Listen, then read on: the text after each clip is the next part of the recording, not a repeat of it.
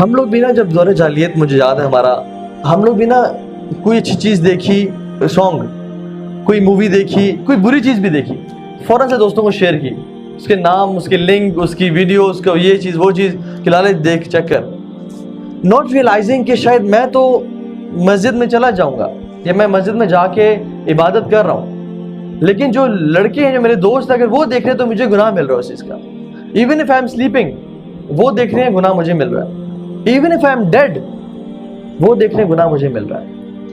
And same goes for آج کل کی جتنی بری چیزیں ہیں، گناہوں کی چیزیں، ہم لوگ کس طرح سے ایزیلی ان کو شیئر کرتے ہیں on Facebook, Instagram, Twitter پہ، ناٹ ریئلائزنگ دا فیکٹ کہ زندگی میں بھی ہمارا جو ایک گناہوں کا جو بک ہے اس پہ لکھے جا رہے ہیں، فرشتے لکھتے جا رہے ہیں. And thanks to social media, جس کی وجہ سے تو ہر وقت فرشتے لکھ رہے ہیں. نیکیاں بھی ایسی ہی بات. کوئی شخص ایک حدیث شیئر کرتا ہے اپنے فیس بک پہ، اس کے 500 دوست ہیں، 1000 دوست ہیں، ان 1000 میں سے بھی 300 نے پڑھی اور ان میں سے 50 نے بھی عمل کیا اس پہ.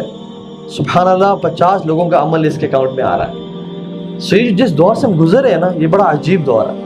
آئی پرے کہ اللہ تعالیٰ ہمیں ہر قسم کے گناہ سے بچا لے اور ہمیں وہ اعمال کرنے کی توفیق دے جو کہ ہمیں اللہ کے نبی کے ساتھ نصیب فرمائے قیامت کے دن اور جنت الفردوس الاعلیٰ میں. اللہ تعالیٰ ہم سب کے گناہوں کو معاف کر دے. جو ہم سے غلطیاں، کوتاہیاں پاسٹ میں ہو گئیں، ان سب کو